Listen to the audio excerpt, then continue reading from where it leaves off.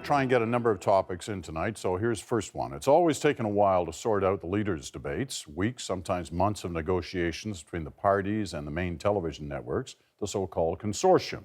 How many debates should there be? How long? Who gets in? Who doesn't? The two sides have always sorted it out in the past, but this year, well, it could be different. Why? And should voters care? Bruce is in Ottawa tonight, Chantal is in Halifax, and Andrew is here in Toronto. This all started a couple of days ago when Corey Teneycke of the Conservative Party said that they were backing out of any talks with the consortium. Here's what he said. Watch this. If someone else hosts a debate, say the Globe and Mail hosted a debate, the consortium could cover that and put it on their airwaves if they so chose. And if that's really the objective, is having a debate on their airwaves, there will be many opportunities to cover other debates and broadcast them. That's a choice that they can make as a broadcaster. If what they're saying is it's our way or no way, then I would say that's a very difficult position to defend. All right, I'm not sure that's exactly what they're saying, but nevertheless, what's happened is there's a whole new set of rules at play, or new policies at play in terms of who's going to do these debates. Others have submitted, parties have agreed to others. What's really going on here? Bruce, why don't you start us? Well, I think the most obvious thing is that we're realizing again just how dysfunctional our system is for organizing these debates. And we talk about this every time there's an election, that we should have an independent body that works with the parties to establish what the rules are going to be, but that we shouldn't have this constant, negotiation, renegotiation game of chicken, which is what's really going on right now. There's no question that I think it would be a great idea if we had a looser format for the debates, and I think it would also be a good thing if there were more debates. And those are kinds of among the things that the Conservatives seem to be advocating for. But the consortium and the other parties haven't been quite as clear in stressing what they're for or what they're not for, if you like. And so we're left with this kind of dangling discussion that's not apparently going anywhere yet, or at least not getting anything close to finalized. But which is an important one, because these debates really do matter in terms of getting voters to engage in an election campaign. Chantal, where are you on it?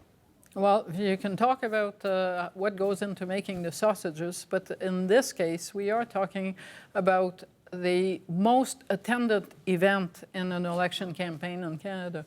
It's not a small thing to say that 10 plus 4, 14 million people tuned in to the debates in the last election. So they are important, they are well attended, and they offer people an opportunity once to see all the leaders.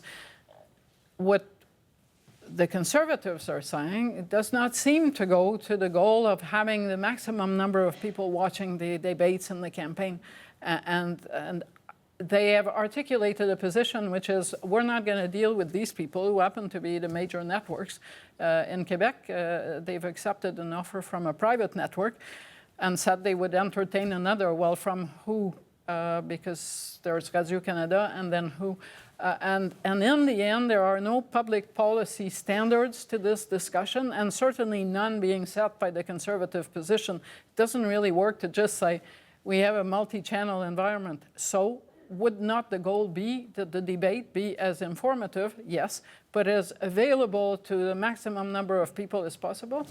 Andrew, you've been on this issue for years. I'm not sure, though, whether this week has brought things any closer to where you want it to be, given what's happened so far. Well, the first step is to depart from the status quo, so at least we've got the logjam broken in that sense. Look, the debates, election debates go back 40 or 50 years in Canada, and yet we persist in treating them as some kind of novelty. They've just shown, most recently in the Alberta election, how critical they can be. Oftentimes they're critical not necessarily for the best reasons, but because somebody did or did not land a quote-unquote knockout blow. But they're obviously of immense public interest. They're obviously something that is part of the electoral landscape now. They're not just internal matters of party campaigns. They're part of the whole election firmament. And it's time that we regularize it. What we've done now is we've left behind the not very pleasant certainty of the consortium process, which with very unsatisfactory result we got from that. And we're now plunged into this sort of multiple overlapping negotiations, which may or may not yield more and better debates. For the longer term, we've got to, as Bruce said, we've got to start thinking about ways to regularize this, to provide for a number of debates to give people some sense of certainty. Do you really think the consortium idea is dead? We shall see. There is, again, as Bruce said, a kind of a game of chicken going on, whether the Tories will make good on their threats not to participate or whether they'll eventually come around because the others are planning to attend and they don't want an empty chair. From what I hear from the consortium, they're still planning on holding some debates themselves, and so we'll just have to see how it plays out. To Chantal's point, obviously the consortium idea is the idea that does produce the biggest potential audience of all the various different proposals that may or may not be on the table. And if the idea is to get the biggest audience of Canadians watching an important public policy discussion, again, let Bruce I would say that that's generally, a fair proposition, but I think we have to be careful about that. I think that making better debates and more debates is probably the best way to get the largest number of people paying attention. And I also think that it's true that there are lots of ways in which people can access streaming content these days. They don't necessarily go to the same channels on a TV dial as would have been the case in years gone by. So I don't want to dismiss the importance of the consortium and the role that they've played in building an audience for these things and the technological capabilities that they have to deliver to a very large audience. But I do think we need to be a little bit careful about assuming that that's the only way to get a very large audience to pay attention. I'm slightly suspicious of the notion that they're mutually exclusive. And that is where I get off the let's break the status quo and have whatever comes into the mind of the party with the biggest stick, which happens to be the party in power.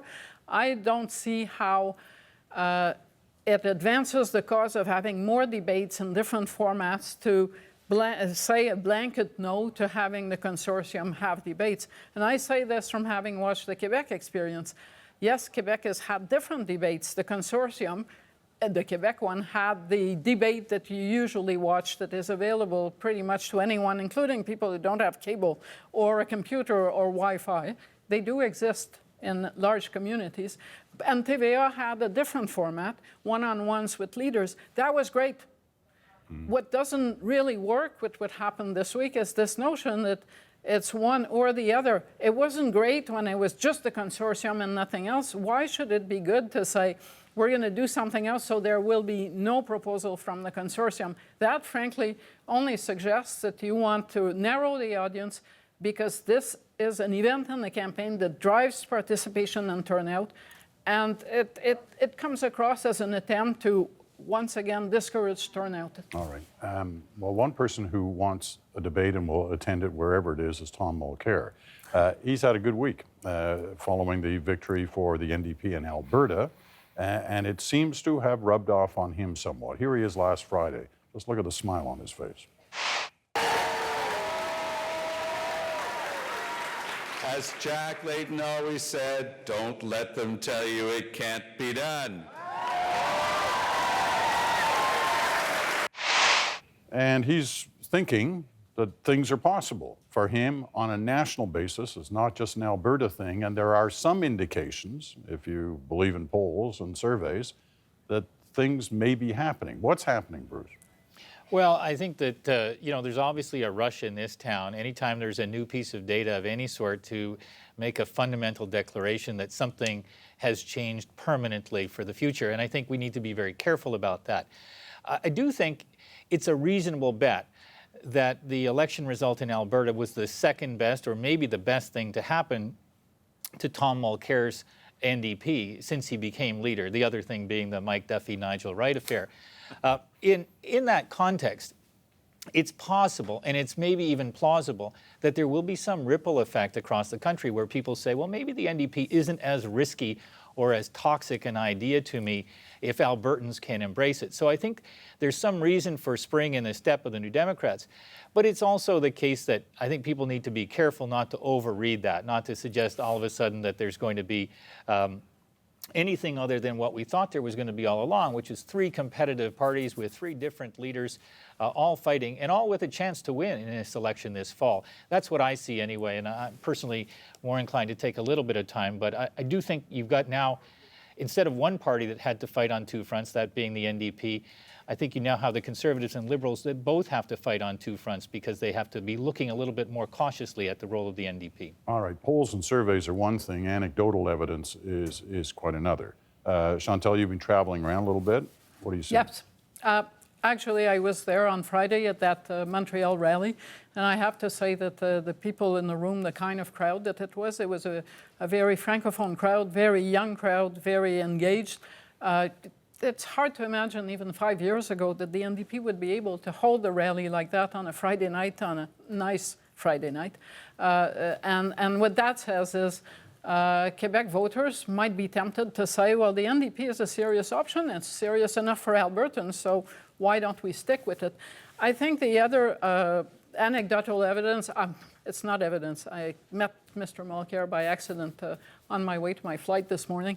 I pointed out to him that I'd spent the summer watching Ed Broadbent at the top of the polls, and he promptly said, we're not in the same position as Ed Broadbent was then. And that is true. There is Quebec, but there is also the fact that in Ontario and Quebec, the Liberals provincially are not terribly popular for all kinds of provincial reasons.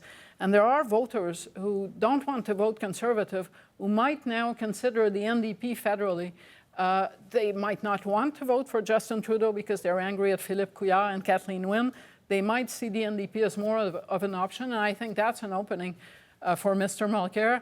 He's assuming, I think many of us are, that the NDP in Alberta will not have time to make itself unpopular enough to cost him votes. Things can move pretty fast, though, in today's world. Yes, they can. Absolutely. 88, remember that summer very well. And Ed Broadbent was leading in the polls going into that fall election.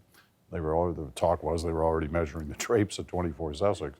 Andrew, where are you on it? Well, lots of room for caution. It's, one poll, there's 5 months to go. But this is a potentially very fluid and dynamic polling environment for 2 reasons. One is that people have never, one of the things that's held back the NDP is people look at it and go, well, they can't win. Why should I even give them a consideration because they can't win? If the perception goes actually they're contenders, then a lot of those voters are going to look at them afresh, having been sort of given permission, as it were, from the Alberta experience. And the second thing is for people who are looking to get rid of the Harper government, who are looking for the party best placed to defeat the Harper government, if that's what they're looking at, until now they've been looking at the Liberals potentially and saying, well, we might as well go for them because they're going to have the best chance. If the NDP can sustain a lead over the Liberals, then a lot of those voters are going to change their mind. They're going to say that's the party that can defeat them. All right. Any sign of panic in the Liberal quarters as a result of all this? Any, Bruce? Well, I think that they've got to be thinking that this is an important development. In the past, when they had a 7 or 8 point lead, who knows what it is right now? There's one poll that says it's a 3-way race. We'll see. But in the past, when they had a 7 or 8 point lead, it was easier to make the case to themselves and to others that what they really needed to do was just attack Stephen Harper, and that the voters who wanted change would gravitate towards them. If the situation is more even between the Liberals and NDP, I think Andrew is absolutely right. But Peter, your point is, for me, the most compelling one, the one I need to keep reminding myself, even though I'm consuming a lot of data all the time, which is that the new normal is things can look fairly stable for a while, then they can bounce around, and certainly that polls well in advance of an election campaign aren't always great predictors of what's going to happen once low engagement voters start to pay attention in an election campaign. And we know for a fact that people have far lower levels of attachment to parties, haven't studied the issues as much as would have been the case decades ago. And as you say, more things can happen more quickly. All right. I'm just writing that down. Peter made a compelling point. That's a first. Okay. Just before we go, we're out of time, but I want to show you something that happened in Nova Scotia today. You won't be able to see it out there, but you'll hear it. Watch this.